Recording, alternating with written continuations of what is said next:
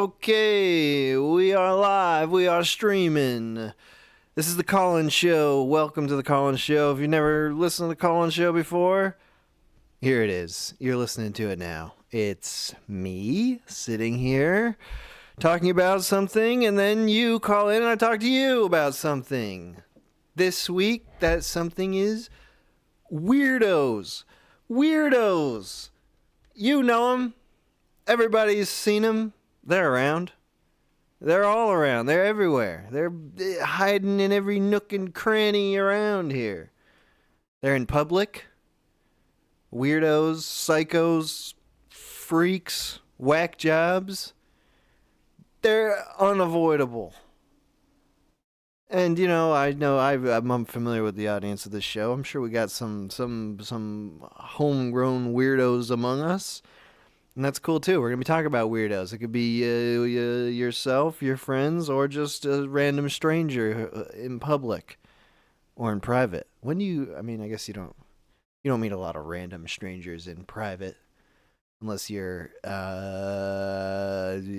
buying sex from whores. But, we could talk about that, too, if you want. That's what you fucking weirdo? Jeez. We'll be going to the phones in a second here, but I'll just share my most recent weirdo story. Had some, an upset lady at a coffee shop. Such a rare occurrence. You never see this. A lady getting mad at a coffee shop worker person because you didn't make her coffee right. I worked at a coffee shop. I've worked at a couple coffee shops. And I'll just tell you, this never happens. Women don't ever get mad at you for making their coffee wrong. Ever. No, so this lady was upset with this guy, he was like, he seemed new, he seemed fresh. English seemed like a second language. It was a sort of situation where he just didn't seem prepared for the hard-hitting questions that this lady had, such as, do you have whipped cream? Will I get whipped cream with my whatever hot drinks people order?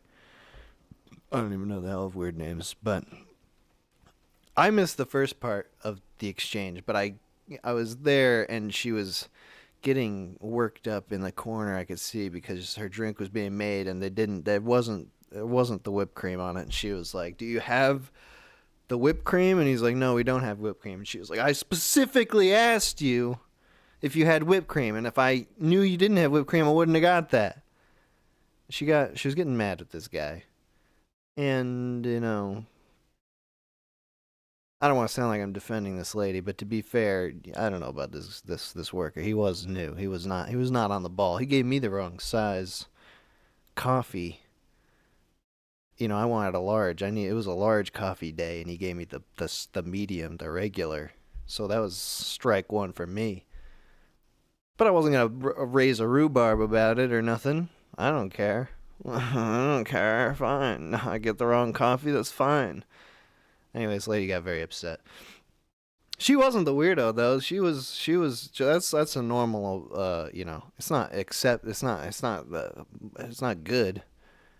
But that happens. People get upset at coffee shop people. But when she was leaving, this guy who was sitting down in the coffee shop, he was like defending the employee, and he says, to be fair, this guy just started his shift, so he didn't know.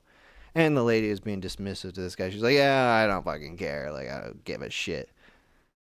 And then the customer who was defending the employee just out of nowhere just goes, you know what, fuck you, bitch! Fuck you! Full on screaming. I didn't even scream as loud as he did. He went full psycho mode immediately. Like, she's walking out. And she's going, oh, fuck you. He goes, oh, fuck you! And, it was very awkward. It was very strange. And then he immediately turned to me. I was there, and he's like, oh, I don't know why I do that, I always lose my cool like that. I don't even know why that happens. It's just, I don't even have control over it. And it just, I know that it's weird, but it's just, people just rub me the wrong way sometimes, and I just snap. I just lose it. Immediately very friendly. That was what was psycho about it. Was he was like, if he had just gone crazy and then just went into full yelling mode, he could just be a normal psycho. But going full crazy and then way back to friendly, that was too weird. He was trying to really convince me that, like, I don't know what he was trying. He was telling me, like, about how he can't control this thing, this power inside him, this rage. Somebody stole all his clothes, I guess, a couple weeks ago, and he said he went into a 72-hour manic state where he was unable to sleep, and he saw the man wearing his clothes on the street, I guess, and he went into a full throttle nightmare mode on this guy. It was very strange, and I'm still putting the pieces together, and I see him on the street now, and I'm horrified of him, because he tried to, like, be my friend, and I'd be honest, I didn't have the heart to tell him at the time, you're fucking crazy, don't talk to me, you crazy, because I didn't want him to yell at me, so I was just like, haha, well, yeah, we all have our days, and, I've seen him around, and I've been trying to avoid him long enough that he forgets what I look like. That's my hope. I felt so blessed in that moment where that was happening that I could leave the coffee shop and never talk to this guy again.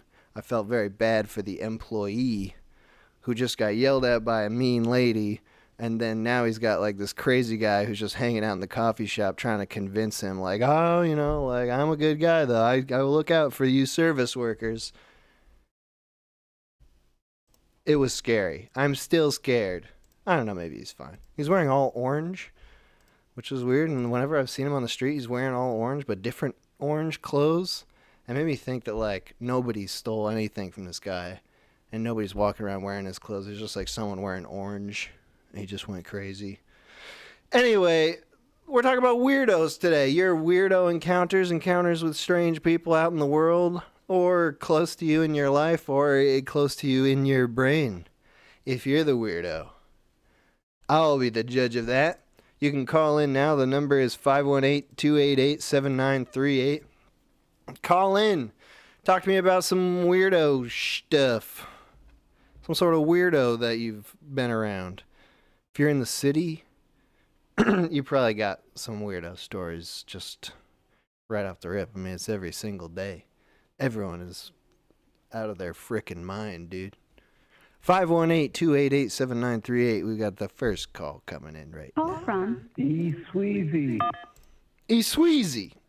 Hey, Mr. in the Minute Hour. Glad I got a hold of you. How's it going, E-Sweezy? We're talking weirdos today. Yeah, I got a weirdo for you. Okay. Okay, so I was coming into my building about 1 o'clock in the morning after a good night with the fellas.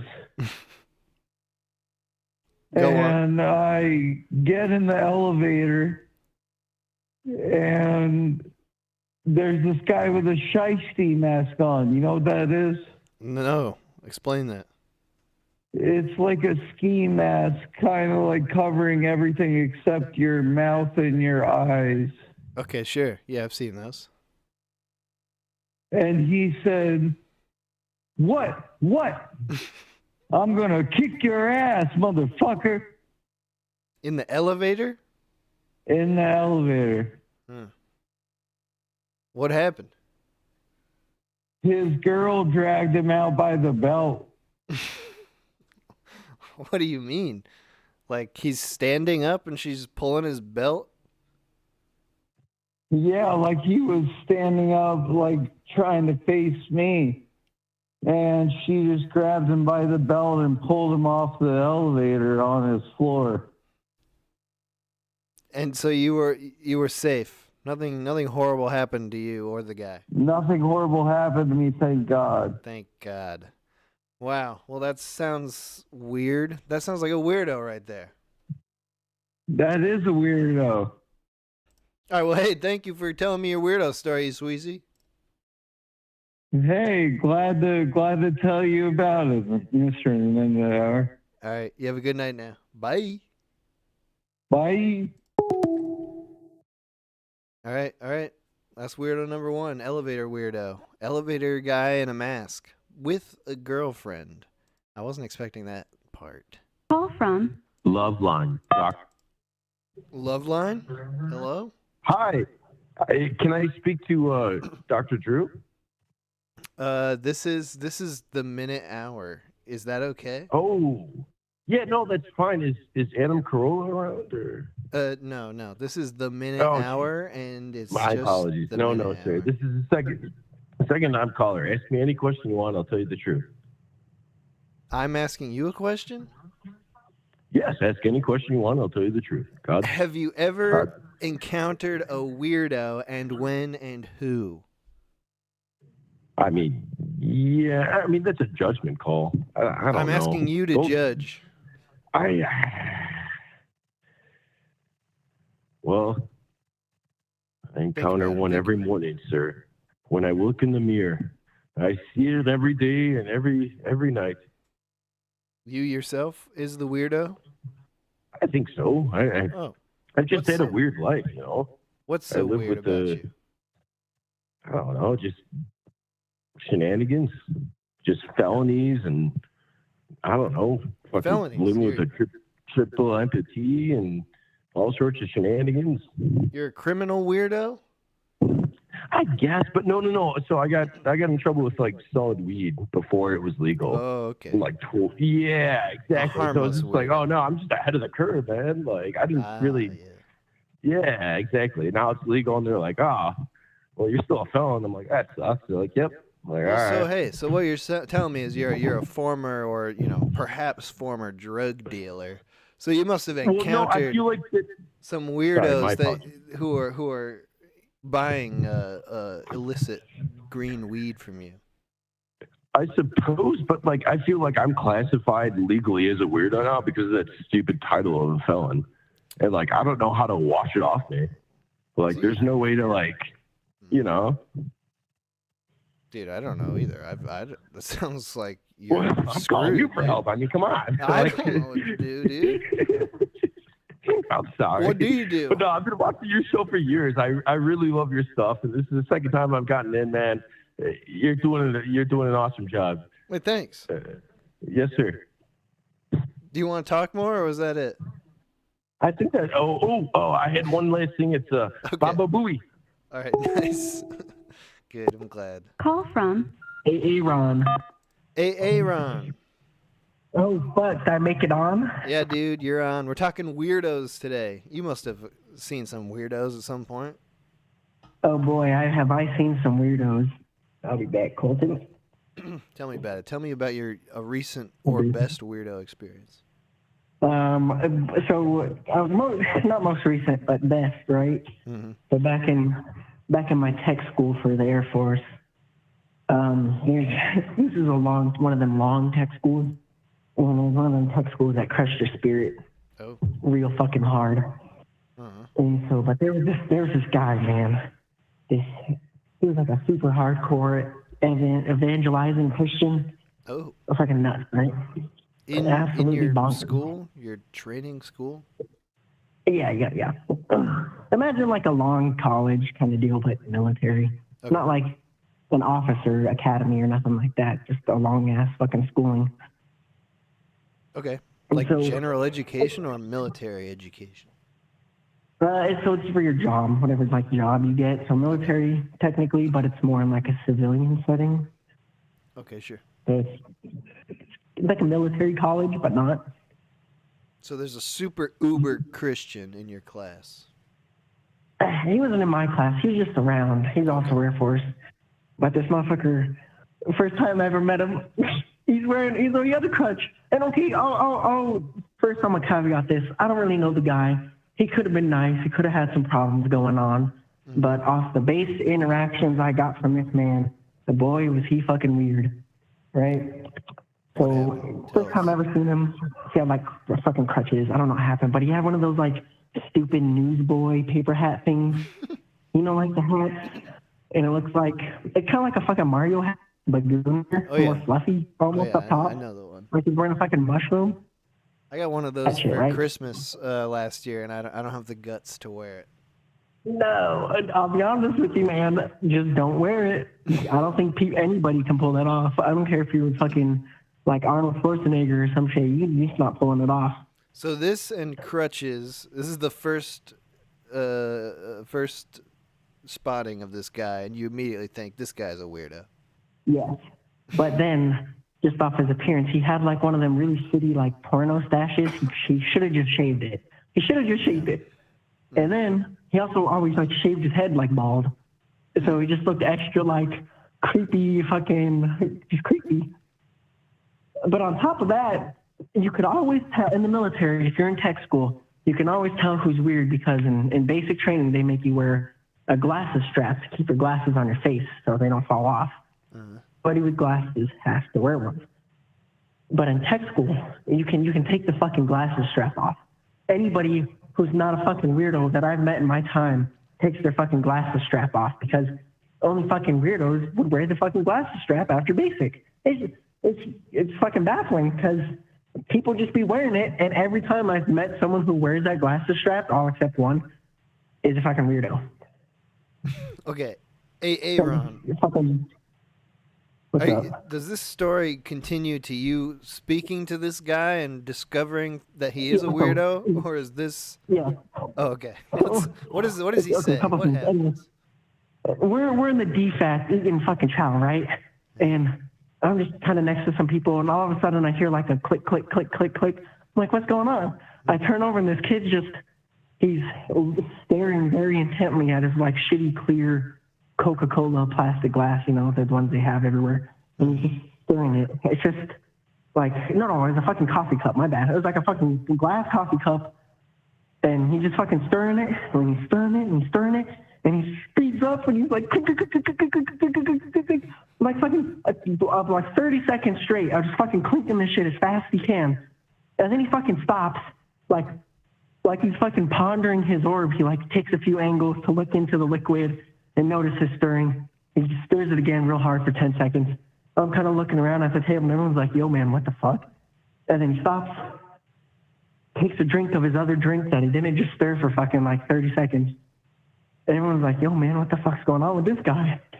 I don't know how random this is, but then another time, fucking the dude's sitting on the bus, and this is for my roommate at the time. He says, he's sitting on the bus, and he's like, you're a sick man. You're a sick man. You're a sick man, like to himself, muttering in fucking tones, right? Like different pitches. And he kind of asked him, he's like, yo, man, you good? And he's like, yeah, it's just like when I like see girls and they tempt me, I gotta like fight off that temptation. And it's like, yo, what the fuck? Interesting. So and I don't know if like it was just the spirit that broke him, but dude, it's fucking whack. All right, so you saw this guy right off the rip. This guy's weird. And then every further interaction was like, oh, this goes deeper than I thought even. Yeah, no, this dude was fucking weird guy. Do you know anything that did you follow up? Did you find out what happened, or is this just a weird guy you saw occasionally? No, so he would be around, but he eventually failed out of the class, and I don't know if he got fucking reclassed or fucking kicked out. Haven't heard of him since, but he always lives on in my memory, never to be forgotten. He sounds deeply disturbed. Dude, I don't know, man. I just don't understand what the fuck. Like, that man, if he's still in the military, I'm afraid for him to be a leader, considering how hardcore, weird fucking Christian he is. I mean, I'm sure it's fine. All right, hey, Aaron, thank you for calling in. Thanks for listening, man. You have a good one. All right, have a good one, dude. Oh, all manner of weirdos that we can talk about today. We're talking all kinds of weirdos. You know, it could be like that. There's always a classic just weirdo who's just around at school. Every school has got some weirdos. Call from see him working on things. Hello, Jesus. Hey, how's it going there? Hey there, we're talking weirdos today. You got a weirdo story? Yeah, I got a few. Unfortunately, the lolcow community's been on the rise lately, and I feel it's a duty to raise awareness of certain ones. What, lol cows? Yeah, you know what a lolcow is? Is that like an internet figure who exists just for everyone to laugh at them and make fun of them? Well, kinda. They're fucking walking disasters. I They're see. typically people that are a danger to themselves or the communities. The people that come to mind are like the Chris Chans of the world. Oh, he's a danger. This is true. To No, himself I'm and to talking. the community at large. Yeah, this is also true. He's not welcome a lot of places no more. Everybody acknowledges this. So who are you No, thinking when of? I'm talking about the latest and greatest, the Cyrax. He's on the internet losing his shit every other week, but he's on the brink of being sent to prison at this point for everything he does. I have no idea who that is. Can you give us the quick overview? Always some kind of golem type thing living in an attic, and he's always on the internet ripping off other people's art and music and other shit. He's just constantly losing his mind over something, so there's 4 different channels simultaneously covering him currently. Is he like a streamer type dude, or like what's his main output, his main presence on the internet? Yeah, it's streaming, I guess. That's Okay. probably the majority of it. He's getting interviewed constantly by reporters and other YouTubers. People just like want to get in on the drama. Yeah, it's a big market right now. There's a lot of coverage going on. What's he doing? Got What's he gonna go to jail for? Oh, I think the big thing is he's a child predator primarily. Good The other lord. bits, he's out and about assaulting people, typically in public when he gets the opportunity. So Children? he's been. That's the idea. Yeah, he's out there doing Chris Hansen type stuff, so people are on his ass Oh. 24/7. He's doing a catch the predators No, solo he effort. is the predator. Oh. No, Oh. no, everybody's keeping an eye on him specifically about that too. So what's he do? What's the maneuver? What's his name again? It's Cyrax. What's It's the spelled like how you'd think an Xbox gamer would spell it. What's the Cyrax maneuver for assaulting youth? He doesn't assault children particularly. He gets his nuts up about them and goes out his front door when there's people filming, and he'll try to assault them by hand or with a bat most recently. So he gets his ass kicked in the middle of the street typically and crawls back inside. He tries to assault the paparazzi. Yeah, that's happened a few times now, it seems like. They've put him in jail for a minute for it. I think he's back on the internet as of recently. Isn't there that guy Boogie who did a similar thing? Oh, Boogie's the best. Watching him freak out over Frank Castle, that was the best thing ever. So I paid good money for that. This is what you enjoy? You like the lolcow content? Oh yeah. Yeah, are you aware of who Frank Castle is? I probably should tell you right now. No, I'm not. Well, he's a guy that people are paying to basically go around in grocery stores and treat grown-ass adults like children and bully them in public. And they have freakouts and tantrums, and it's pretty good. I think I have seen some of that. Yeah, it's pretty entertaining. Where do you come at this if you aren't like actually if you aren't actually consuming the stuff that these people make? How do you even hear about these people? Oh, it's the coverage. It's usually some event leading to exposure of somebody in these communities or so. Like Boogie having that freak out with Frank Castle got me into his content. So I've started paying into his Gumroad and all that. But lolcows, they're covered pretty frequently, so news just pops up. It's just like some kind of like reality TV. Like there's some crazy guy and there's a bunch of people who are keeping tabs on him, and it's just fun to see what crazy shit they get up to next. Yeah, you nailed it. It's like CNN for psychos. All right, well, hey, thank you for calling in and telling me about that. Alrighty, no problem. Hey, one more thing. When are we going to get a Minkus and Marcus too? Dude, it's a great question. And I don't have an answer for you, but sometime, someday, I would like to do more with that. I hope so. That's the shit. Yeah, thank you, man. All right, have a good day. All right. You have a good one. All right, we are still talking weirdos. Here's another call. Call right from To Thomas. Thomas. Wow, I got fucking in. What's up, Yeah. Mr. Minute? Nothing much. We're talking weirdos today. Weirdos that you've encountered or that you know personally. What you got? I'll go with an encounter. This happened, I want to say 1 or 2 years ago. I can't quite remember, but one day there was this homeless guy who just used to always be around my neighborhood. He must have like lived somewhere there. And he was always walking around. I'd always pass by him, whatever, nothing, you know, just a normal homeless guy that I never really interacted with. But one time I was walking home from the gym and I see him like pretty far down it's a long straight road, and I see him pretty far down the street and he's walking kind of crazy. Describe that. You know, he's got like a big swagger to his step. He's walking pretty wide-legged, very clearly on something. You know, I couldn't say what, but like not of sound mind.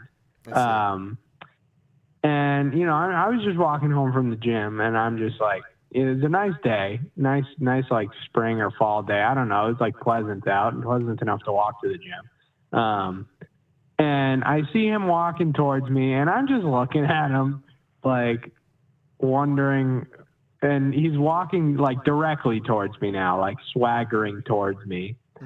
And to the point where I'm like, oh, and he's shirtless, by the way. Nice. He's shirtless like all the time. And at this point, his pants are like pretty low on his waist where I can like see his like, you know, like the V on his pelvis. And he's like bone thin too, but like weirdly muscular. And then I get very close to him, and I'm like kind of agitated at this point that he might try to fight me. That's the vibe I'm getting from his walk towards me and his gaze.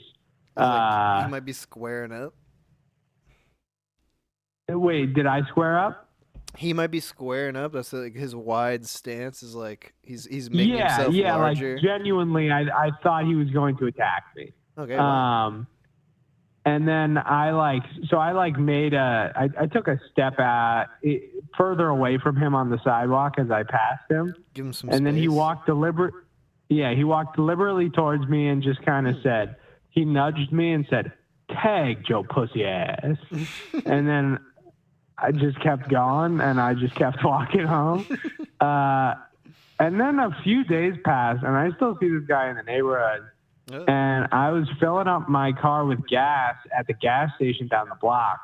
And he's there. He's just posted up outside by the ice machine, still shirtless, mind you. And he comes up to me while I'm getting gas at the pump. Normal walk this time, you know, it's sober. It's like 11 in the morning. And he says, hey, man, like real timid this time. Whereas before he was very confident. He was like, "Hey, man, are you mad at me?" And I was like, "No, we're good, dude." And he was like, "Okay." And then he walked away all happy. Oh, wow. He didn't even ask for anything? So I think, no, I genuinely feel like he was ashamed of his behavior, the previous encounter. And like, that was his version of an apology. Did you feel, had things been repaired, your relationship? You know, I just went back to seeing him as that homeless guy that I never speak to. So, yeah, I guess. He's not a threat, though. Or if, you know. I thought, I was just like, oh, he's just a super high and crazy. It's like he might threaten you every now and then, but he's going to feel bad about it. He's going to make it right later. Yeah. I think he just had a bit of a drug-induced episode. I got one more quick one for you if I can get it out. Go for it. One time I was mountain biking with my now girlfriend, not my girlfriend at the time, but I get back and it's like 9-10 p.m. when I'm getting my bike out of my car to bring it back upstairs into my apartment. And I pull it out of the car and I hear there's this guy on the sidewalk where I've parked like up the block from my building. And he is like incredibly intoxicated. I can tell just by the way he's standing, and it's like a Saturday night. So I'm like, okay, whatever. But I like have my bike kind of set up outside my car and I'm grabbing a few other things from my trunk. And I'm just sort of like keeping an eye on my bike to make sure this guy doesn't try to steal it. I feel like I'm saying all these things and I might seem like a paranoid person, but like you said, I live in a city. So like, and I've had my bike stolen before. Yeah. So I'm just keeping an eye on my shit. Cause he's very close to me. He's like gotten very close to my bike and my car. And then I go to grab my bike and I'm passing by him to get to my building and he's like, hey man. And I'm like, hi, kind of being a little bit, curt and dismissive. Dude, someone greeting you on the street. That's the first sign that they're a weirdo, possibly a psycho. Yeah, exactly. And, he's like, how you doing? And I'm like, good. Kind of that's my tone, like, fuck off. And he's like, hey, man, I didn't do anything to offend you. And I was like, I'm not offended. And he was like, okay, well, then all I'm asking is for you to show me some respect. And I was like, hey, dude, I respect you. And then he was like, well, then respect me. And I was like, what? And then he looks directly at me. He's like in my way. And he's like, get down on your knees and respect me. And I was like, I paused for a moment and I said, have a good night, man. And I walked right by him and I went back to my building. And when I'm about 10 steps away from him, he starts barking like a dog and runs toward this like kind of abandoned house on that block that I think he might have been squatting at or something. And like runs at that house, sprints at it, like howling, like a dog. And that was the last I ever saw of that guy. That's a real city spotting. Some beast. Did you ever think about how things could have gone differently if you had just kneeled down and respected the man like he asked? It was a sort of subtext where I feel like he would have whipped out his dick. Oh, no. I don't know that I was really prepared for that sort of eventuality. That would have been horrible. But he would have been a lot happier. I think so. I wonder with people that are that drunk, because he was like really slurring his words. I wonder if he would have even been operational down there.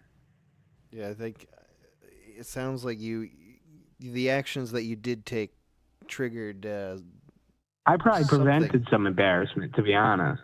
Yeah, I think hopefully you diverted all that energy into just the howling so that he didn't feel the need to. Yeah, I was going to say he just morphed into a dog or a wolf or something and probably got to express, his primal nature that way.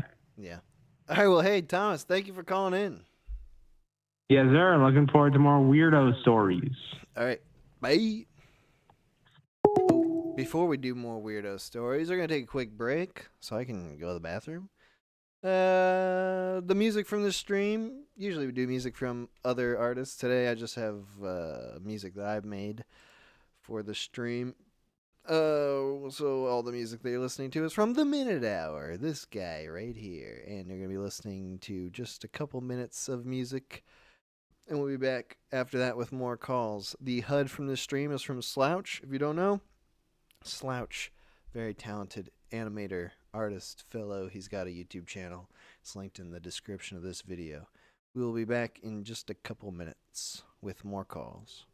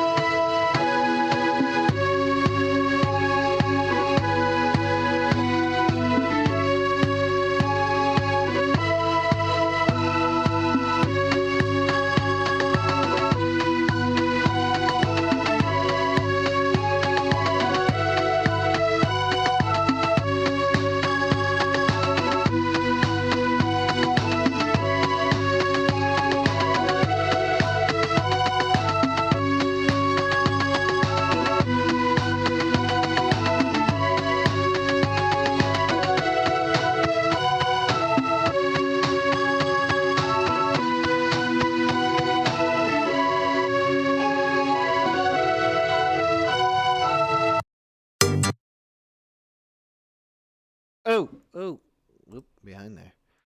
Okay, this is the Colin Show. We're doing the topic today is weirdos. Stories about weirdos you have, weirdos you've encountered, psychos, freakazoids, dweebs, just something out of the ordinary. It happens all the time. I feel like every time I go outside, there's some weird shit that happens. People just say things. People talk to me, and I didn't ask for that. I wasn't ready for that. Who's this? Call from Matt. Matt. Hello. All right. Hey, man. Yo, dude, we're talking weirdos today. Cool. I got a weirdo I could talk about. All right, please do. So this was an older lady, and I think in common with some of the other callers, she was homeless, and I believe she had family in town. So I think she was homeless by, making it impossible for her to be at home sometimes and choosing sort of in a way to be on the street. But when I first moved here to where I live here in Louisiana, I was riding my bike past this place called the Civic Center. And there's a beach right there because we have a lake here. And I hear somebody yelling, and they're yelling, "Hey, y'all, watch out for that weirdo on the green bike." I think she either said weirdo or pervert. And I had just bought this bike. I looked down, and I'm on a green bike, and I don't know exactly where this is coming from. And so I kind of look around, and I see a lady like 100 or more yards away, and she's looking at me. And so I keep pedaling. And she starts yelling. Yeah, I think she called me a weirdo. And then she starts yelling, "He looks like a pervert." And so now I'm like starting to feel like accused, Like weirdo is one thing, but pervert is sort of like bordering on criminal, Yeah. And so it puts people in the defensive posture. I mean, they really got to start shielding themselves and their kids and. Exactly. People have to pay attention, because a weirdo, you can ignore them or interact with them or whatever. There's nothing wrong with that. But a pervert, yeah, you're right. You kind of have to sort of become aware of that person and start to make action. Proper adjustment. Yeah. And so I just kept pedaling, and I told my neighbor about it, and he told me that he thought he knew who I was talking about. Turns out he was right. The lady had walked by our neighborhood one day. And she had yelled something about his son, saying that she was going to cut his balls off or something like that, like a pretty serious statement.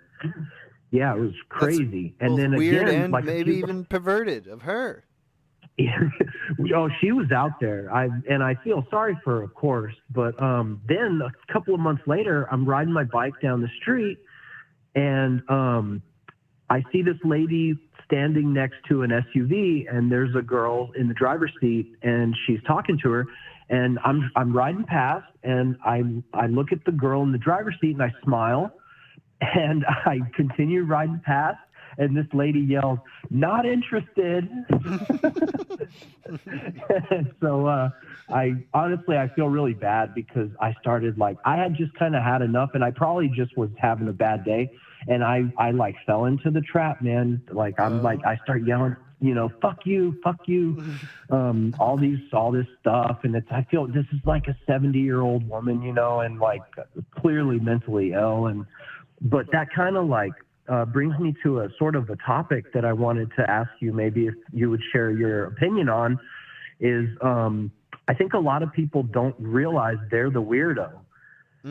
And sort of just real quick related to that is I've always had kind of a fear that I could be, I don't want to upset anybody, but that I could be retarded, and no one's telling me, and I wouldn't notice because I'm retarded, and maybe it's with weirdos, it's the same. It's you're not going to notice that you're weird, right?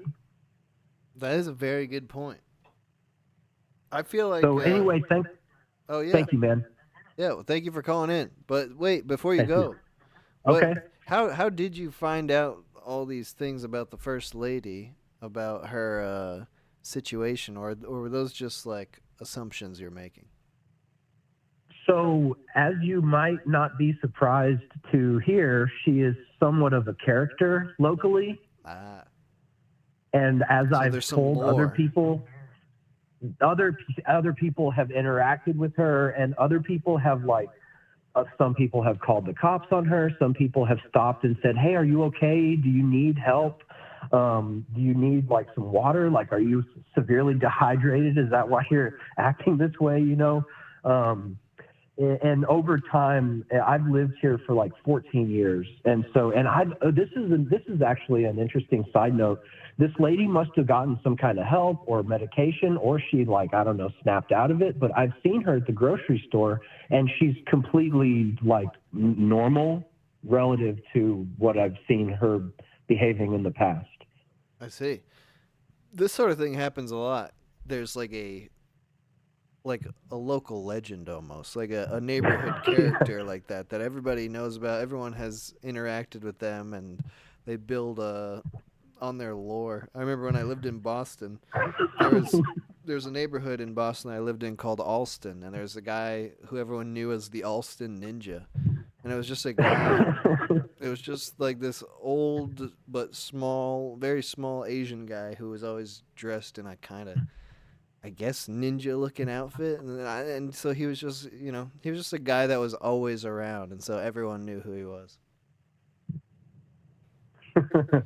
Well, I always say pineapple when I get on, and I forgot to. So pineapple. Okay, you did it. And Baba Booey.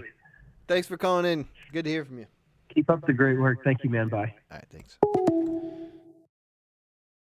Local weirdos. It's weird. It's even weirder to hear that the weirdo became normal. That's weird. Did they get this? It makes me think that's the pod person thing. They got replaced. But by who? Call For from what? Tyler. And why? Tyler? Yeah, hey, how you doing? Yo, Tyler, we're talking weirdos today. Yeah, I'm excited. I've missed a lot of your shows because of my crazy work schedule, but we've actually spoken before. When? The security officer that called you during the COVID stream. Oh, my God. I remember. That was a long, long time ago. Yeah. See, I took your advice and I picked up some hardware at the store. I always got protection on me now. I feel like you were one of the first callers ever, because that I am that honored Corona to. show was the first time we did call-ins. Yeah, I'm honored to have that in my legacy. I'm a pretty big fan of your work and all that. I always like to play your stuff for my friends and see their reaction to it for the first time. My go-to is usually Robot Messiah. Thank you. Well, so are you still in security? Are you still working that job? No, things got a little wild for me. Moved up and up in the company. I ended up my company was a international executive level company. I ended up being their only employee in the entire state of Texas, and my paychecks didn't feel like it.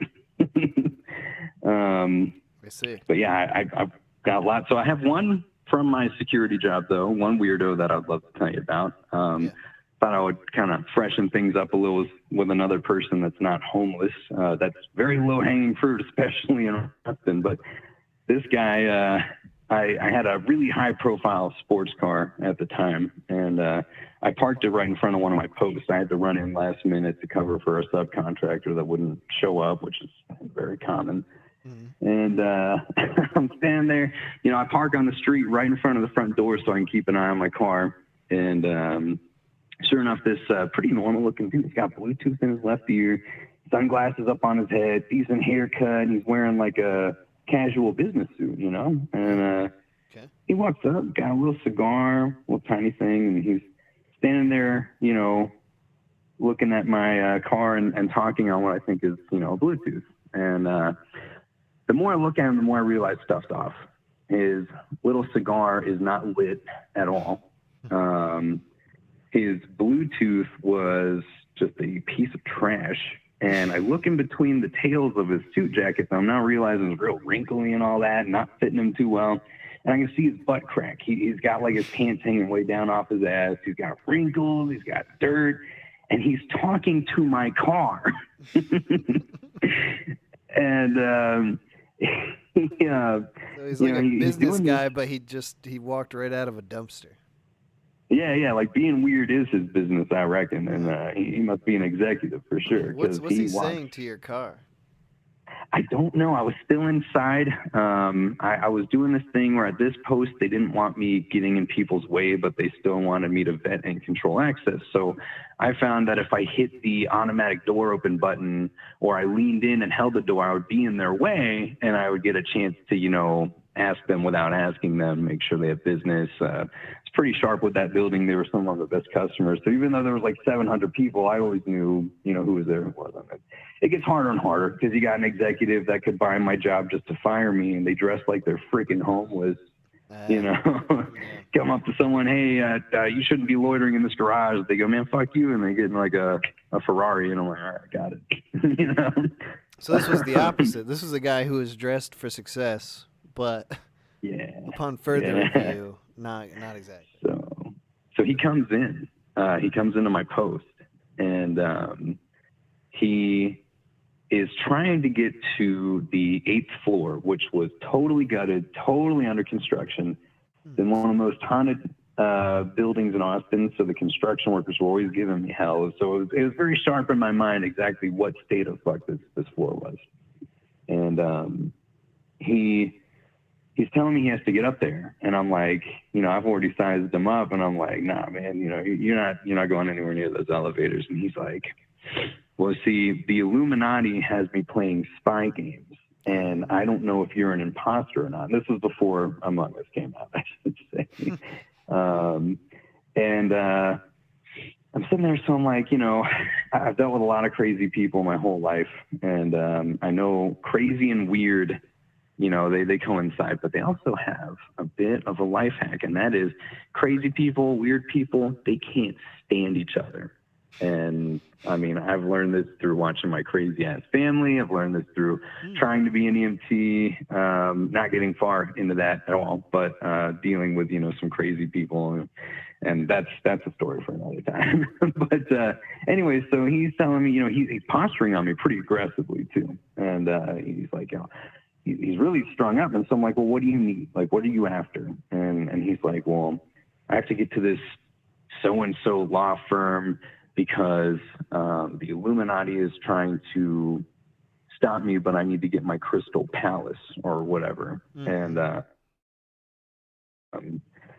I got really good at the security job. I'm really good with people, and I knew exactly what I wanted to do. I wanted to get him to interact with the police, but the police didn't want to do anything, hence my booming and enterprising career as a security officer in downtown, and especially at the time. So I devised a way to just get him to walk into the building that had the most cops in it. And what I did was I said, listen, there's energy traps all over this building. There's all kinds of, I'm just looking at keywords for all the crazy people I've studied online. So I'm like, there's energy traps. The Jesuits have left traps here. Like, what do you think I'm doing here? I'm a projection. I'm trapped. And he, the thing is, someone who's delusional, and you couldn't do this as a police officer to de-escalate, but I wasn't a police officer, so fuck that. The thing is, a delusional person would sooner die than give up on their delusion. So if you give them, they're giving you. And this works with anyone, from your average bum with glazed over eyes trying to get money from you. If you say, like, before they ask you, you go, hey, man, you got $5? And they give you this deer in the headlights look, and you sit there and you start rocking back and forth. You go, look, I just need $5. I'm trying to get a place to live tonight, and I'm not going back to jail for you or anyone. And they don't know what to do, and so you have to match it. And I matched him, and I'm like, look, you think I want to be here? There's all these energy traps. I said, obviously, since you're after the law firm, you already know what's going on. You need to get to the legal library. His eyes just light up. Like, finally, someone gets it. And the legal library is this building right next to the Capitol, and it's one of the county buildings that kind of looks like it's already a prison, and it's just full of police and security. And I'm like, yeah, you got to get to the legal library, and once you get in, you got to tell them that your Crystal Palace is in big trouble, man. You got to go. You got to do it now. And he just turns his head before he turns the rest of his body like the freaking Terminator, and he marches right down Congress. And he was their problem now. And if you want, I got a bonus crazy person in my new current job, which also, or not crazy, weird person. This is definitely weird, not crazy. And all right, go for it. honestly, but for her, so I want to say this is a great technique. I mean, out crazy the crazy people. It's like you actually are a double agent. Like, oh yeah, absolutely. In one their quick mind, one. once they realize they've been betrayed, I mean, aren't you worried about that? They're gonna figure you out. They're gonna come back. Well, they never did, but to also the legal department, and they said you're full of shit, buddy. Yeah, well, they never did, but if they ever did, I tell you, nobody's gonna kick my ass anytime soon. Tell you what, especially at that post. Yeah, at that post, I was wearing full steel body armor. I had my ASP baton. I had pepper spray. I finally got them to loosen up and let me carry, and I also had 6 feet of chain in my cargo pocket because that was a little more articulate than the baton. The baton is great. I mean, it'll anvil a muscle against the bone and cut it. It's just Good brutal. Lord. But all right, let's hear the other story real quick. Yeah, absolutely. And a quick crazy person deflection. Another case in point. I was walking past Chase Bank. Homeless guy was feeding off a crowd of protesters. Energy, money, food, all that. I'm walking by and he's sizing me up. I'm not watching him, but I'm looking at him in my peripherals. He says, the moon landing's fake.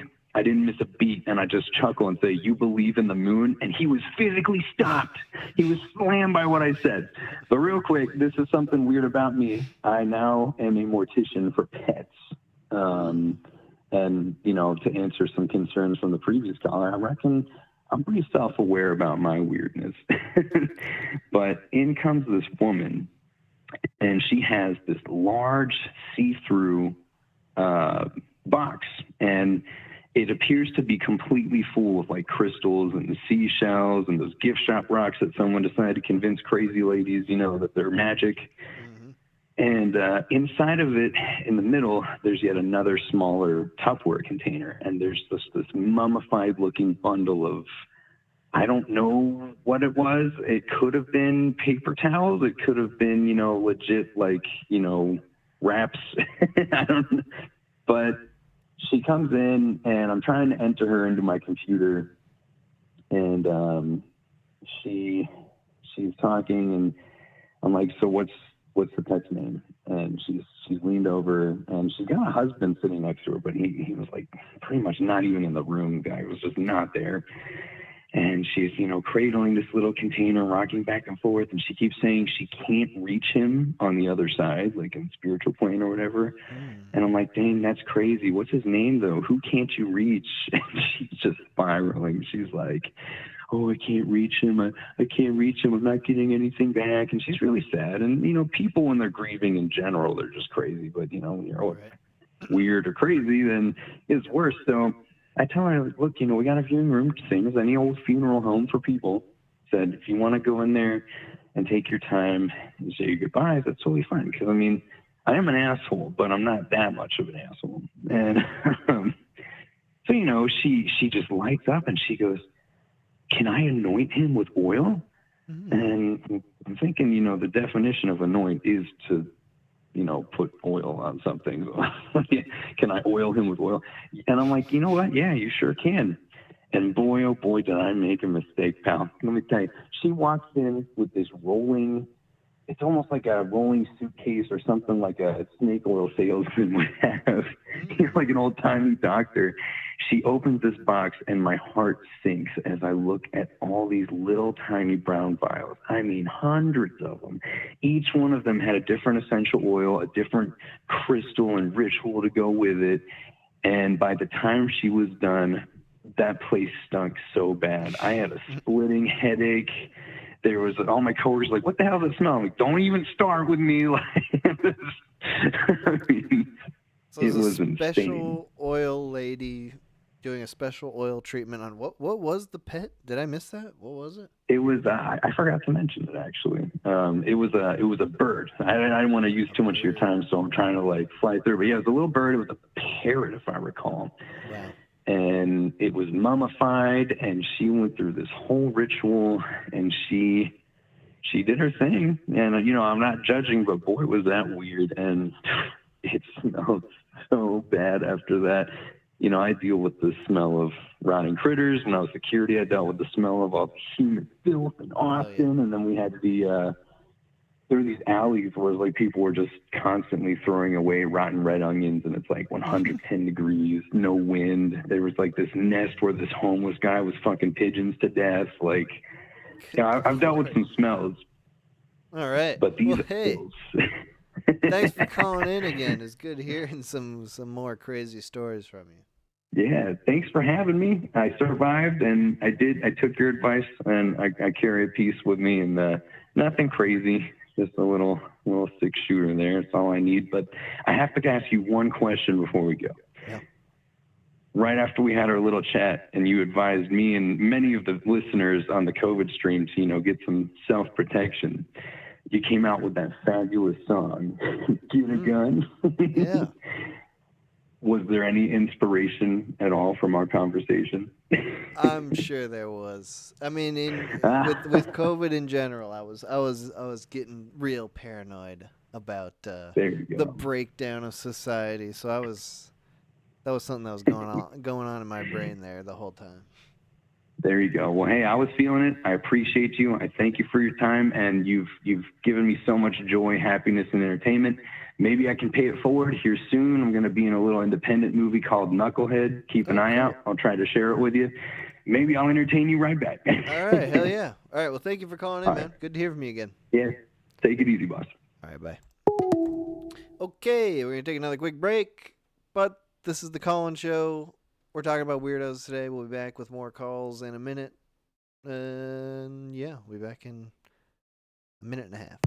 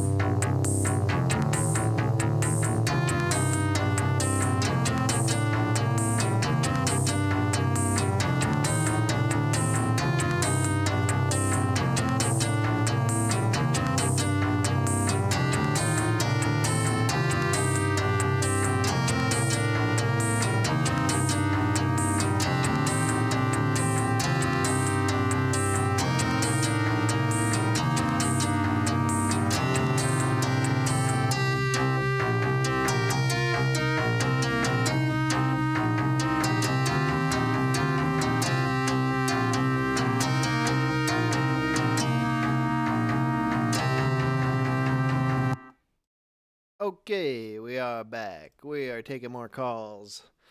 518-288-7938. We're talking about weirdos, your experience with those abnormal people. You know who I'm talking about. Call from Erica. Erica, hello. Hi. Yo, we're talking weirdos today. Yeah, so I have a bit of a weird one. It's another one of those like neighborhood weirdo stories. Nice. Who is your neighborhood weirdo? Okay, so his name was Kyle, and so say I'm again, from a small town. Kyle. Oh, Kyle. Okay, not Fievel. All right. Yeah, I'm on my break right now, so I'm gonna make it quick. But so I'm from a small town. It's like one of those towns that has like one gas station and like a Dollar General. kind of in the middle of nowhere. And so small town and one big old weirdo, but he was harmless. So he's kind of like a harmless weirdo. Okay. And a long time weirdo. He's been around for a while. Long time weirdo, yeah. So as long as I can remember. And he lived on his parents' property in like a trailer. Mm-hmm. And there was one time, like 1 year, where he like set his trailer on fire because he was like schizophrenic, like known schizophrenic, because he would like sit outside of the store and like scream at cars and like do your normal fucking crazy person thing. And so sort anyway, of like dog behavior.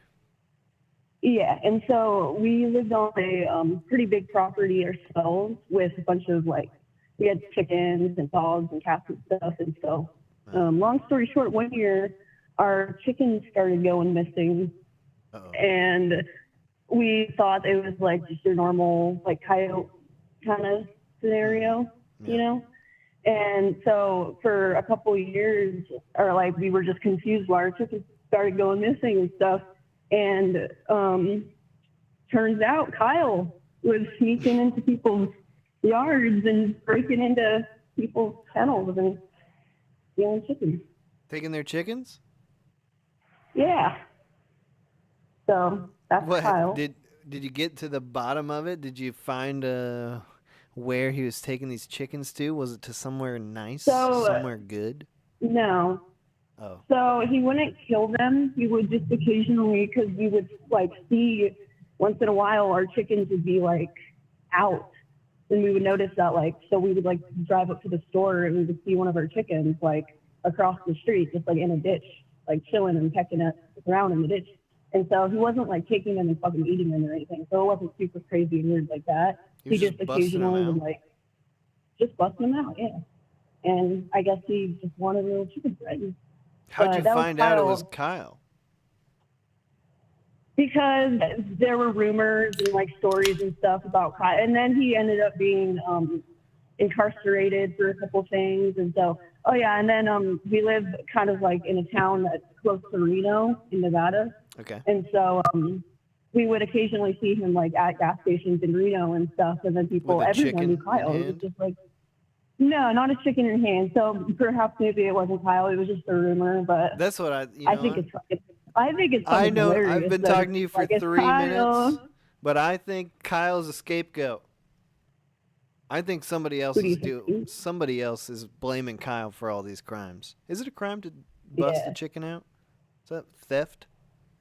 I think it's like vandalism and theft, but No, I believe it. I believe Kyle's a fucking weirdo, and Kyle, who knows what he did to the chicken.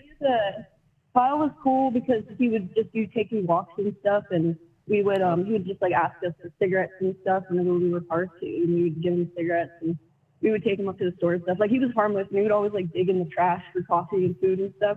So he was just kind of known to be the neighborhood weirdo because he had like these two different personalities too. It was like some Buffalo Bill shit where he would like change his voice into a woman's voice and start screaming. Oh. Yeah. You weren't part of the committee to incarcerate Kyle. That just happened.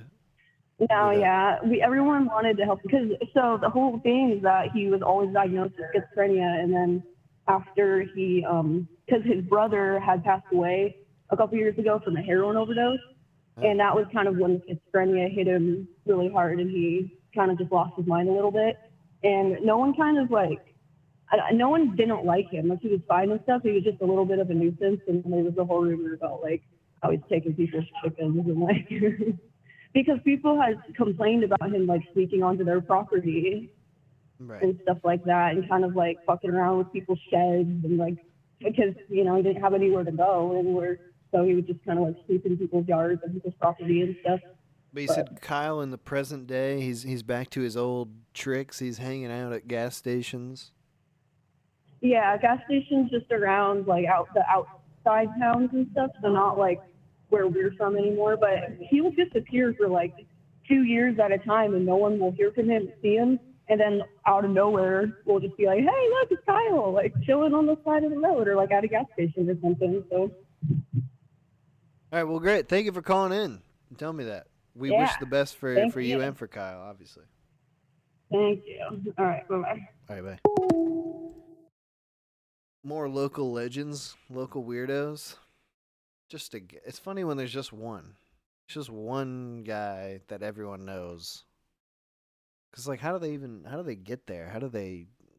What's the story? How did they arrive in town? And they can just go to the outskirts once they've worn out their welcome. No one knows Kyle at this gas station. Keith, we're talking weirdos today.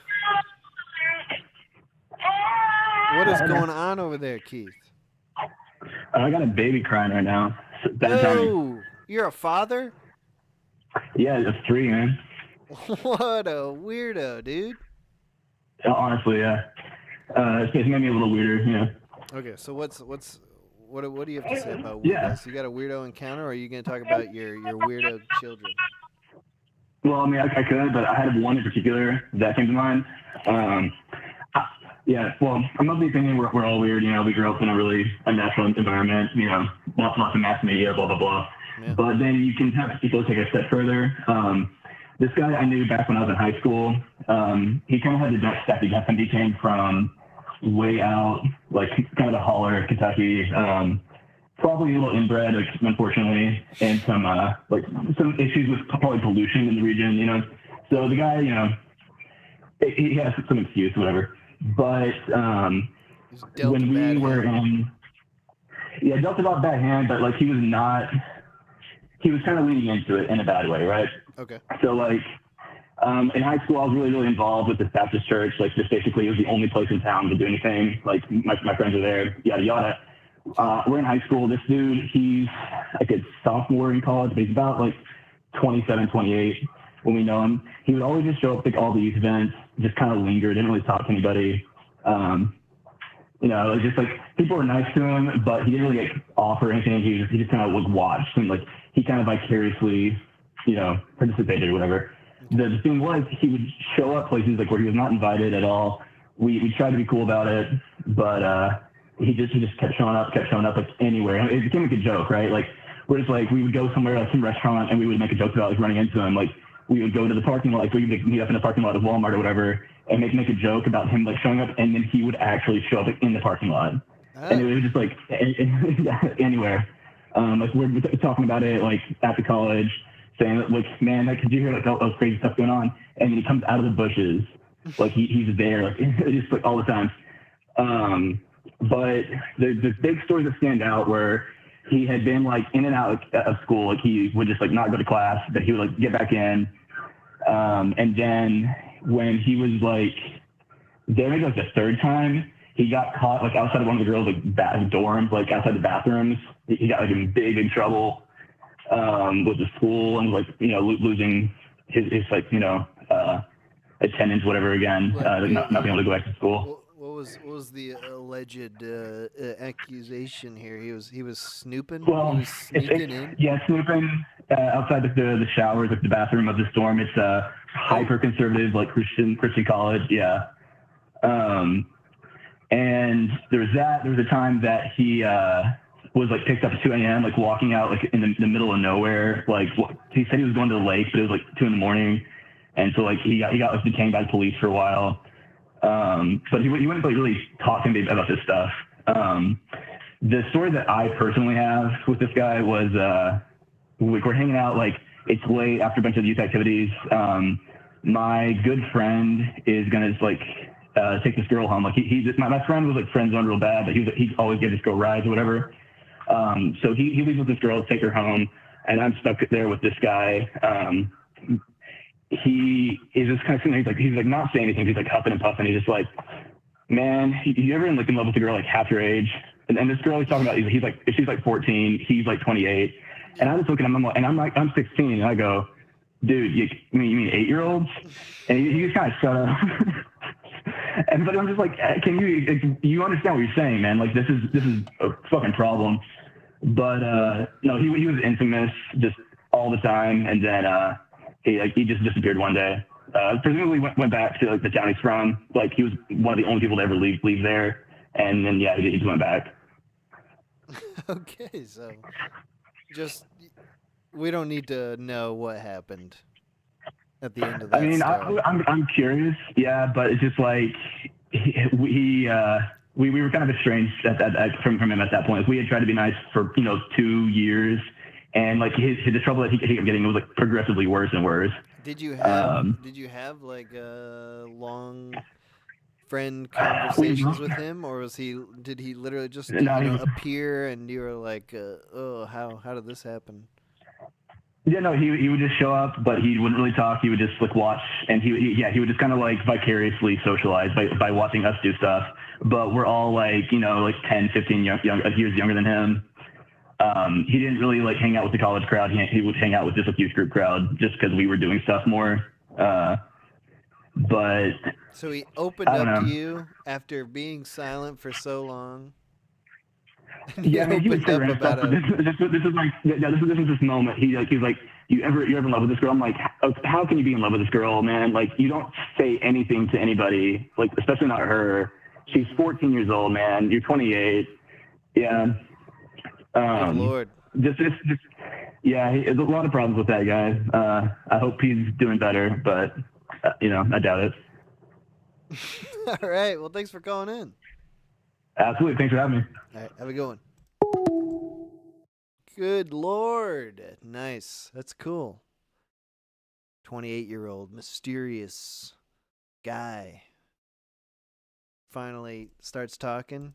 Call from Jackie the Joke Man Martling. To accept. What? Hello? Hi. Jackie? Yes. We're talking weirdos today. Yeah, I've got some jokes to tell. Okay. Go for it. All right. Well, let's see. A man has the words "I love you" tattooed to his dick. He goes home to his wife. The wife says, "Stop trying to put words in my mouth."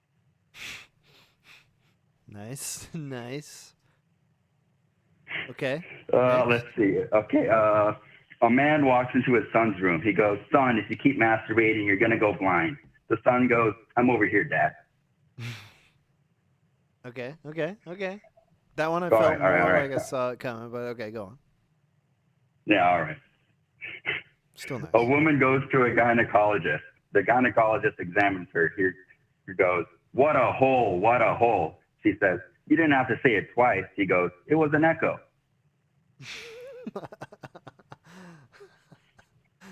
Okay, pretty good. All right. Yeah, okay, keep going. Yeah. How long is this list? All right. Okay, I'll just say keep going. Whenever you want to cut me off.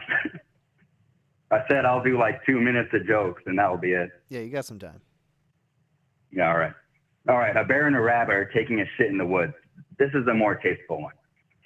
It's got cute animals. A bear and a rapper? Yeah, a rabbit. Oh, a rabbit. Okay, sorry. Yeah, a bear and a rabbit.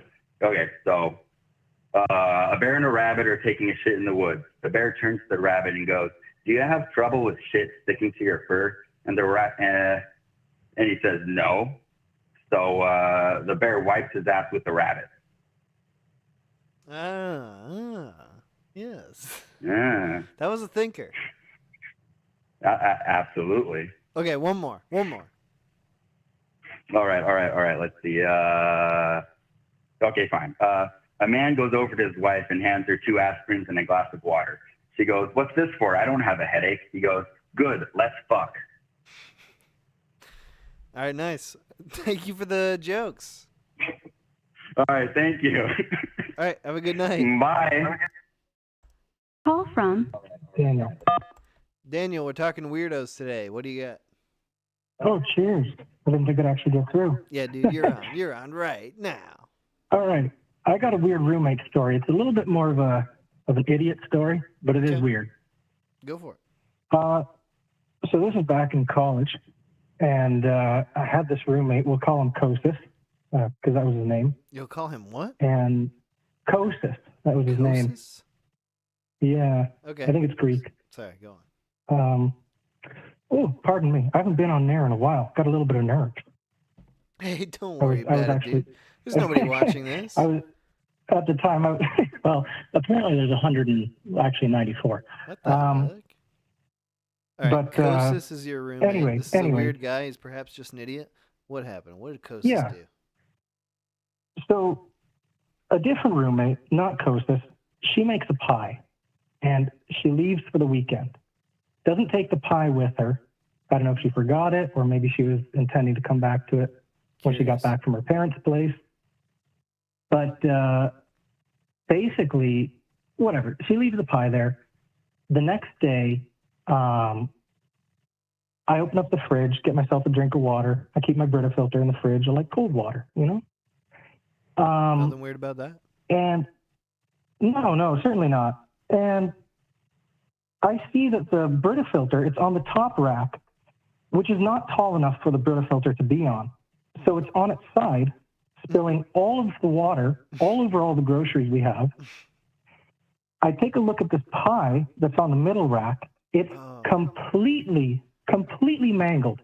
I mean, I have never seen a pie or anything disrespected this badly. He soaked the I look pie? in the sink. What's that? He soaked the pie? He drenched it? Oh, the pie was more than soaked. I mean, like, imagine a murder scene. And there's like a triangle, like a neat triangle cut right out of the center of it, too. Yeah.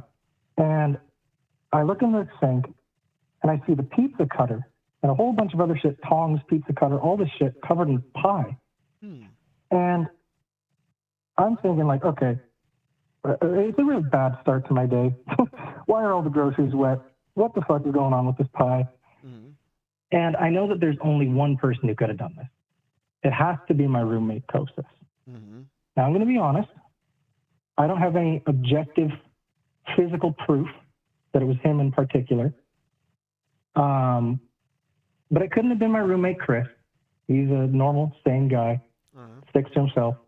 Obviously isn't the girl who made the pie. Isn't my roommate, Kia. She's sane.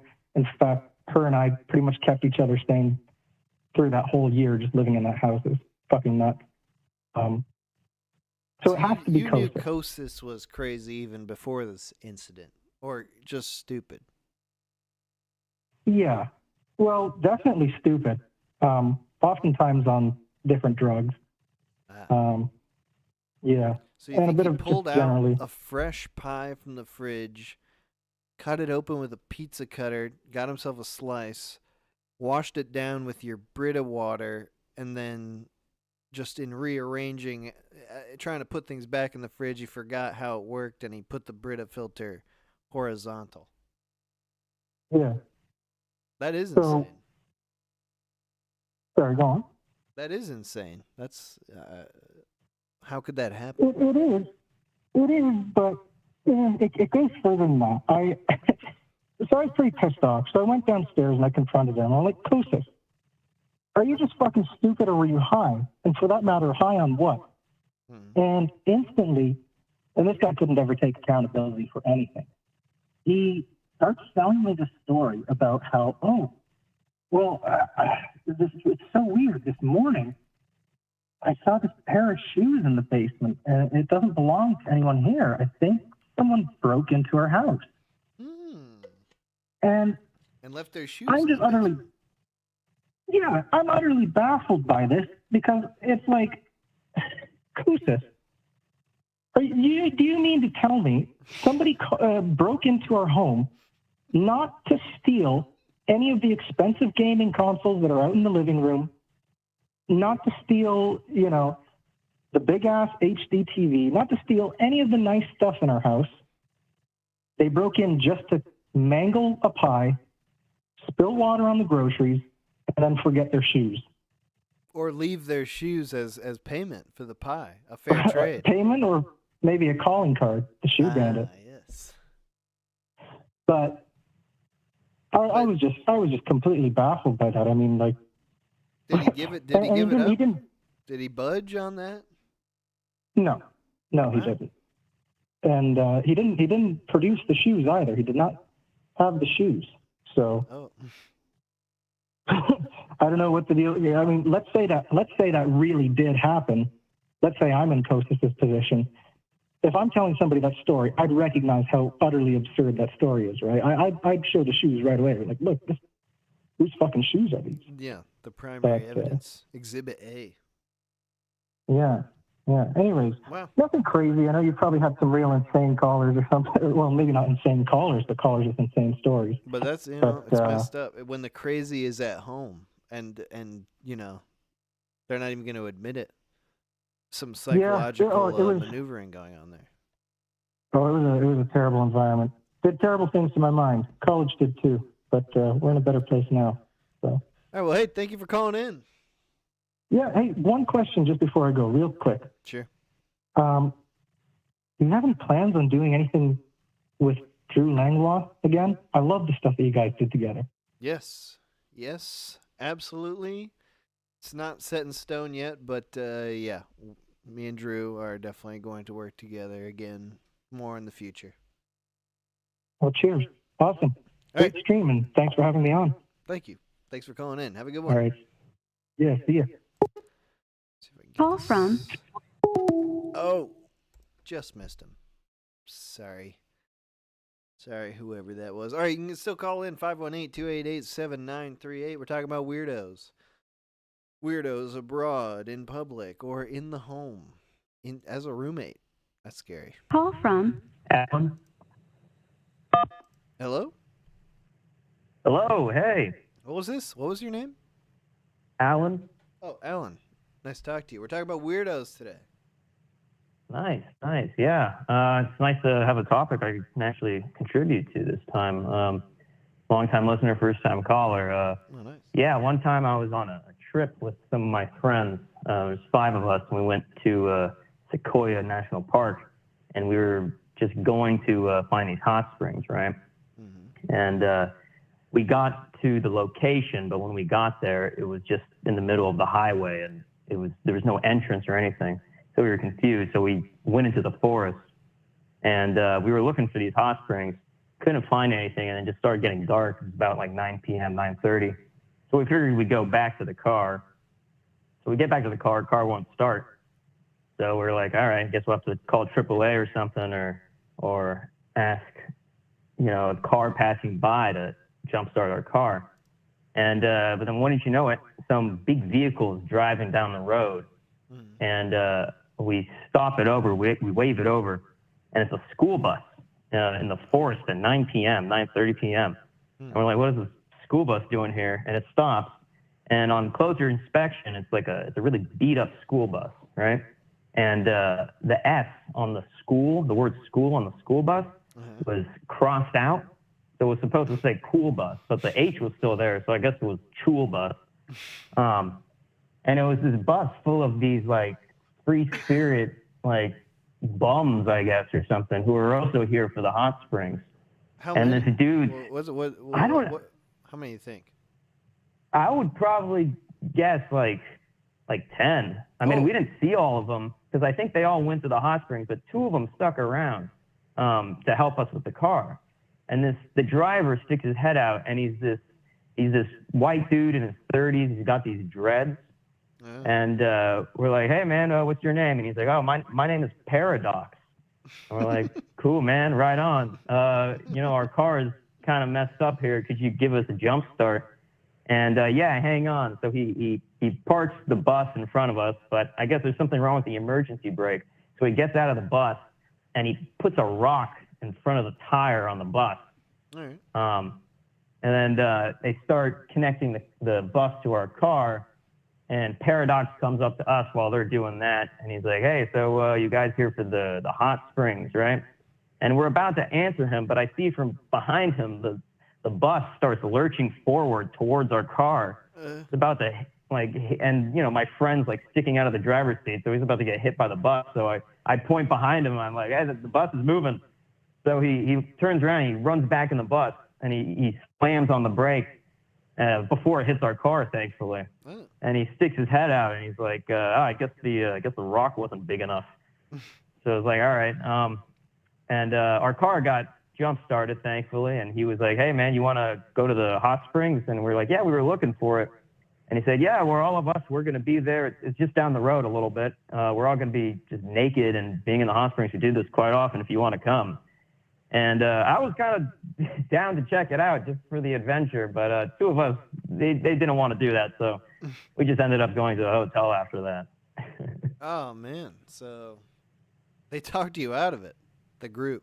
They did, yeah. I wasn't going to separate from my group to join these free spirits, but you get a lot of information up front there with the old school bus, the cool bus, the guy named Paradox, this free spirited guys. That to me sounds like I would translate to like they smelled really bad. Oh yeah, they weren't clean. So like, was it just did you end up having a discussion with them to, like, during the time they're jumping you to like suss them out to figure out how weird they were, or was it just like those initial warning signs were enough to say, let's just? We had like a little discussion, not too much. We were with these two girls with us, and they were very, they were a little more freaked out than us by them, and they got in like kind of a little awkward disagreement at one point. They invited us over, and one of the girls said something like, "Oh yeah, we don't want to we don't hang out with bums," or something. It was way less mean than that, but he said something like that. And he said he got offended. Paradox is like, well, a bum just saved your life. And it was just a little awkward after that. So, but I've got another weirder story if you want to hear it, or I can give my time to the people. No, sure. If it's quick, go for it. It's a little medium, I'll be honest. All right, I'm in. I'm locked in. I want to hear it. All right, sure. Well, this story is all right. So I was with a buddy of mine. We went on a backpacking trip for like 4 days. First backpacking trip I ever went on. Cranberry Lake. Where is that? That's the U.S.? Yeah, it's in New York State. Oh, okay. Yeah, and my buddy, it's actually the same buddy from the first story. It's the same car that broke down. He has that same car, and he lives in the city, but he doesn't keep his car in the city because he never drives. So he keeps it at his roommate's mom's place, which is a little bit closer to the direction in Cranberry Lake. So our plan was to take the train to further into New York State, pick up the car, drive to Cranberry Lake, hike, drive back. So after the backpacking trip, we're all stinky because we haven't, showered or anything. And we take the car to his roommate's mom's house. And she's there this time. At first, she wasn't there the last time, but she's there this time. And she's a very sweet woman. Poor thing, she has some sort of disease where she can't talk. Like, she's not mute, but she kind of, I don't know, there's something with her jaw or something, so she just communicates in like grunts, like, that's, and she'll talk with like her phone, But it's a very sweet woman. We came there, and she's like, she takes out a Coke from the refrigerator, and she's pointing at us like, and we're like, oh no, thank you, we're okay. We got to get the train. And she's like, and she points us to her hot tub, and we're like, oh no, we're all stinky and smelly, we're not gonna. And then she points us the outdoor shower she's got. She's like, and we're like, oh no, we can't. We got to catch the train. We can't. It's very nice of you, but we can't. But we got to go get this train. So anyways, her friend is there too, and it's this guy who works with her, this coworker. And I guess they just came back from some sort of party, and he was completely hammered, completely sloshed. And he also seemed very, like, every time she would make those noises, she was all smiles. But every time she would make those noises, he would feel really bad because I think he just felt really bad that she had this disease because she didn't have it her whole life. She sort of developed it. And, but he kept saying like, oh, just let the boys go. Let's go back to the party. Come on. Let's go back to the party. And, but she insisted that she drives us to the train station, and the train is going to arrive in like 25 minutes or something. And we're like, well, all right, sure. Why not? We'll take the ride. So we get in the car with the drunk guy in the front. She's driving. And she takes us to a beach to show us the beach because she just wants us to know that there's a beach here and that we should come up more often. And we're like, this is a very nice beach, but I don't know, we got to catch this train. But we hang out at the beach a little bit, but there's 15 minutes until the train comes, and we all run back to the car. And we're about to miss this train, so she's driving like super fast. She's weaving through like a 2-lane street, you know, weaving around cars. And the drunk guy in the front he's like, slow down, you bitch. And she goes, I'm not a bitch. And he's like, I'm sorry, that was overstepping, but you got to slow down. I was a driver for 15 years, a professional driver. You should let me drive.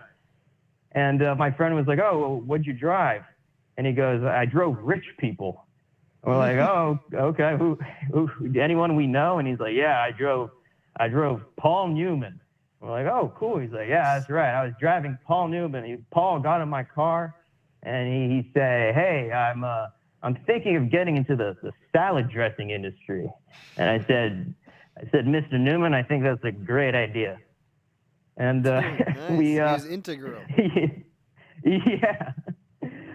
So she's skidding through the streets, and we get to the train station. As soon as we pull up, the train is arriving. So we grab all our shit, and we make it right at the last minute into the train. So, yeah, it's my second story. She was very sweet. I thought he was more the weirdo in that story just because he was completely sloshed and, you know, talking about Paul Newman. But they got an interesting dynamic, though. They're a good they weirdo did, yeah. pair, a duo. Oh yeah, absolutely. She was able to deal with him, and he could hardly deal with her. But it's a nice dynamic duo, yeah. Well, hey, thank you for calling in. Good to hear from you. Yeah, thanks for having me. Have a good one. Have a good night. You too. Bye-bye. Bye. All right, we're going to take one final break here, and then we'll be back for some more calls for the end of the show. We'll do a quicker show here, like about 2 hours total. And I'm going to play just these short little loops here. We'll be back. We'll do like 30 more minutes of calls about weirdos, and that'll be it. All right, we'll be back in a minute 30.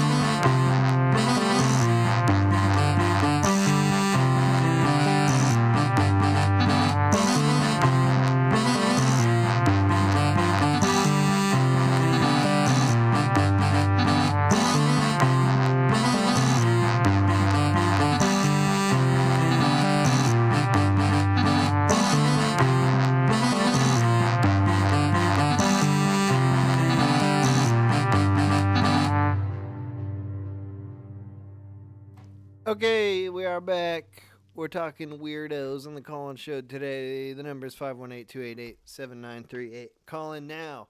Your last chance to call in today to get on the call-in show. We're going to take a few more calls here, and then we're going to call it quits. Who do we have? Call from? Neither. Neither? Yep, that would be me. Yo, dude, we're talking weirdos today on the call-in show. Hey. Honestly, really surprised I managed to get in.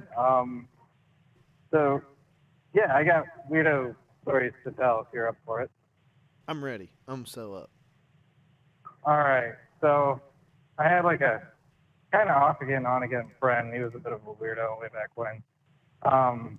This was like, the story I'm going to tell first is from like middle school. So, I can't remember what it was, but we had like started hanging out quite a bit around this time. He'd always been kind of off. He's a bit of a weird kid. He liked to collect like like cards and stuff, but he was a bit over the top about it. I don't know.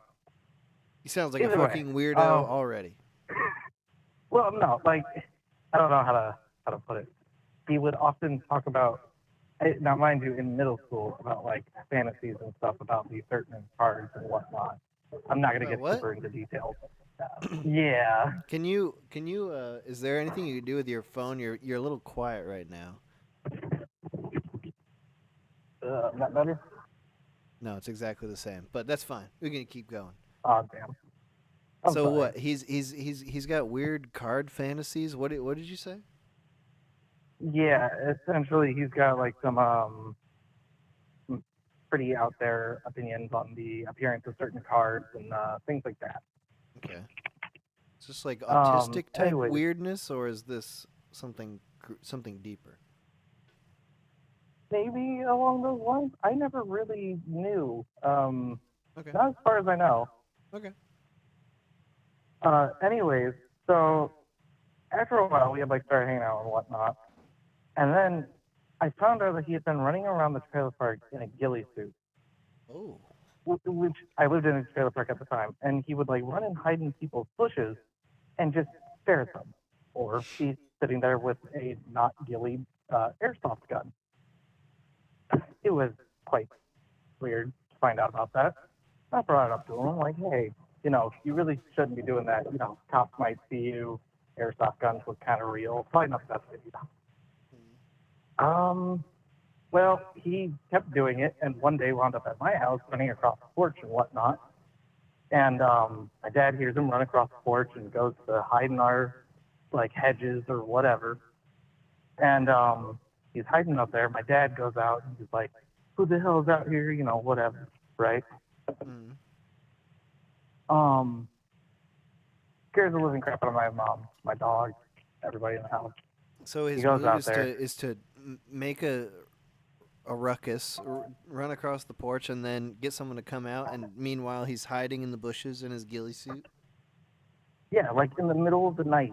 I never really got the gist of it, to be honest. Like, he just would run around in people's yards in a ghillie suit, crossing the trailer park, making noise, running. Like, I think he was genuinely just trying to scare people, which I guess sounds about right, but it was very strange. Anyways, he, excuse me, sorry, 1 second.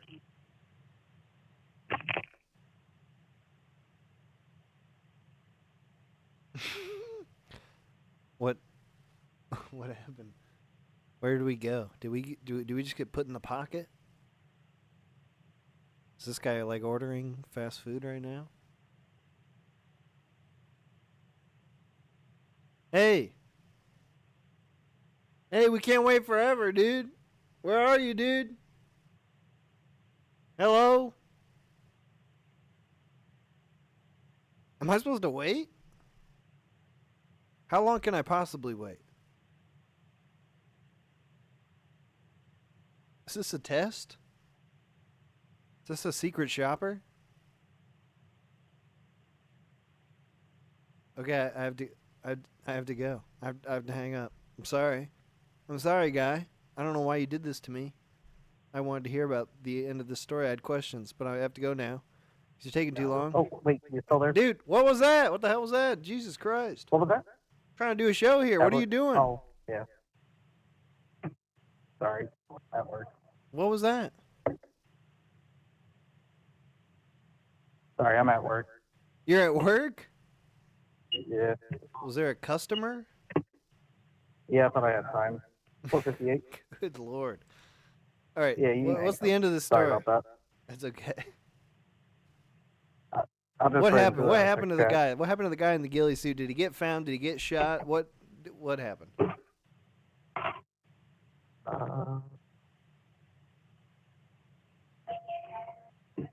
Dude, I can't wait. I can't wait around here for you. What was that? What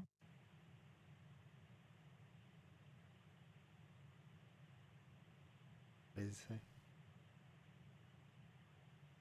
I thought maybe we could overhear this interaction, but I have to go. I'm sorry. Thank you for calling in. Goodbye. Call from Jim. Oh, hello? Jim, can you talk now? Are you free? Oh, thank God, man. Yeah, hell. Whew. How you doing, brother? I'm doing good. We're talking about weirdos today. What do you got to say? Well, man, I'm so glad I got through. Listen, there's something big gonna happen. You understand? I can tell from your tone of voice. Sounds like you're on the run. Yeah, me and my brother Tony, we got together. He had something on him. He said, "Listen, man, we're gonna go back in time with this shit." And I figured there's something important I got to go back and warn Mr. The Minute Hour about. There's a pandemic that's coming. It's coming from the Chinese. Okay. What did your brother have that gave you this ability? Well, I got really freaked out because at first he told me it was heroin. So I thought, oh my God, I can't believe I just smoked heroin. But then he's like, hey man, I'm just kidding. Take it easy. It was methamphetamine. And that's where you are right now. That brings us to the present moment. Yeah, is it 2019? No, it's 2024. Oh my God. So you did go back? Were you here before? Has Mike Tyson killed that Jake Paul filler yet? No, but they're in talks. There's talk of a fight brewing. Well, fuck, I didn't go anywhere. Oh man. Ah, shit. Well, how's it going, man? It's good, it's normal. It's the present day. I don't know anything. But you doing a call-in show? What are you guys talking about tonight? We're talking about weirdos. Weirdos. And yeah, I know a couple weirdos. Okay. Tell me about it. Hell, what do you want to know, man? Give me an interaction, an encounter, a sighting with a weirdo, a freak. Not you, not your brother. Someone else. Well, I tell you, I hope he made it back in time. He was wanting to go meet D.B. Cooper, and I don't see him anywhere. But anyway, I used to work with a feller. He was as much of an asshole as he was a weirdo, but God rest his soul, I miss him. His name was Harold Wingate. Allow me to illustrate you a picture of this man real quick, okay? Sure. He was a Vietnam War vet.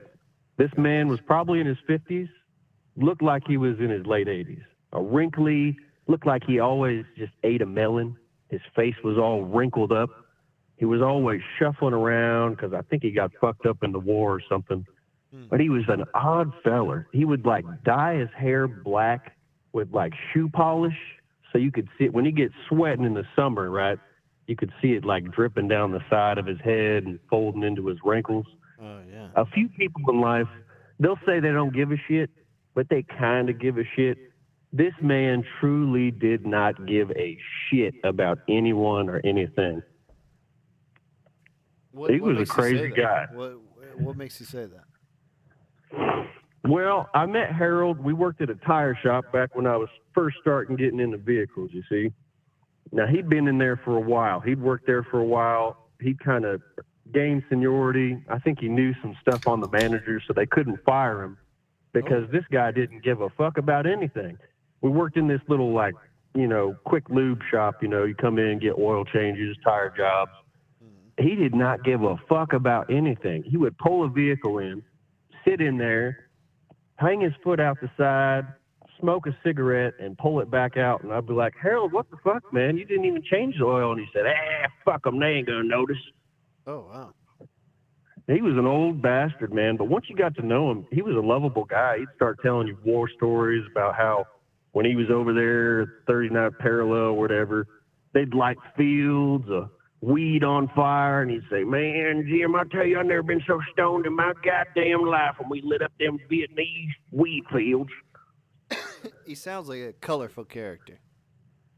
Oh, man, he was. God rest his soul. He finally passed away. They found him in the break room with a lit cigarette in his mouth. I guess his lungs had filled up with fluid from pneumonia, and he just died in the break room smoking a cigarette. Oh, Lord. Wow. I miss him, man. He was crazy. He was dating some chick, but she was 24. I don't know how that worked out. I think she was buying drugs from him or something, but old Harold, he'd drive his Harley to work. I remember one day he got a call from his little young girlfriend. She said, "Oh, I wrecked my car, but there was a tornado in town. It was coming. It was pouring down rain." Harold said, "Well, I'm going to take off. Young thing wrecked her wrecking Honda." Harold went out there in the pouring rain, was soaked before he even got to his motorcycle, took off, immediately wrecked, broke his foot, and just walked home. He's fucking crazy, man. That is what an enigmatic figure. Did he ever have any kind of life advice? What do you feel you learned from Harold? Like, did he have some wisdom to impart on you, or was he just kind of Yeah. If you truly get to talk, there's some weirdos you just can't talk to them. They're on a whole nother level. I get that, but this guy, once you got to talking to him, he would impart little bits of wisdom here and there. I remember one time I'd come back from break, went to Taco Bell, and I had a full cup, got a large, extra large, I think it was extra large cup of Pepsi or something. Set it down on the sink. He saw me set it down. He picked it up, poured it out, and started dipping and spitting out of it. And I said, "Harold, what the fuck, man? That was a full cup. I was going to drink it." And he said, "Listen, life fucking sucks, you see. You're born, life sucks, and then you die." And I carry that with me to this day. Okay, I see. That was the advice. Life sucks. Yeah. I remember I just started working there too, and I accidentally drained somebody's transmission fluid instead of their engine oil. And I said, "Harold, you got to help me, brother. I think I messed up here." And he said, "Fuck you. You ain't gonna last long." Dude, he's Harold. Harold is incorrigible. Good Lord. So he was a slick feller. And the end of the story with Harold was he died on the job with a cigarette in his mouth. Paramedics carried him out.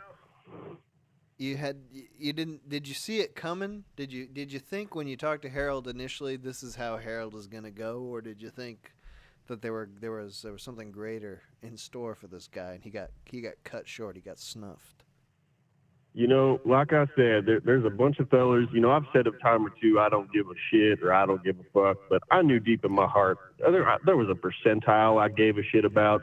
This feller truly didn't give a fuck about anyone or anything, and I think he just lived too long. He was a James Dean that didn't die in his 20s.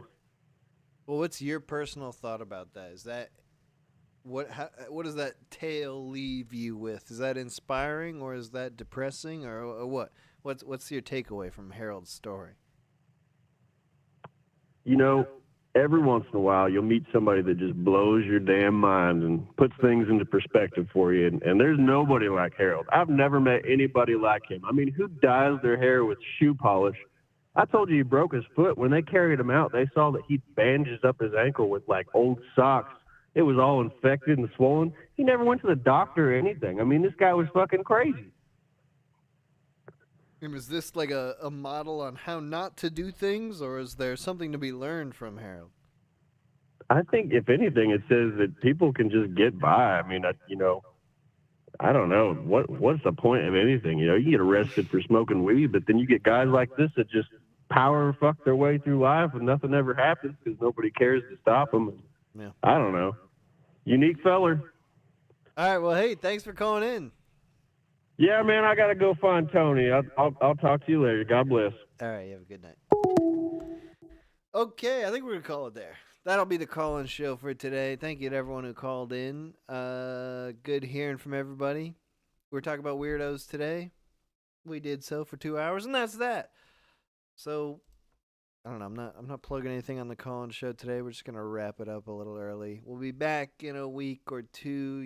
I've got some call-in show ideas, so there's some interesting developments that are coming up in the future. This was obviously just a normal show, but, keep your eyes peeled for more call-in shows, more stuff happening. Thanks to everyone who called in and told me about their weirdos, and see you next time.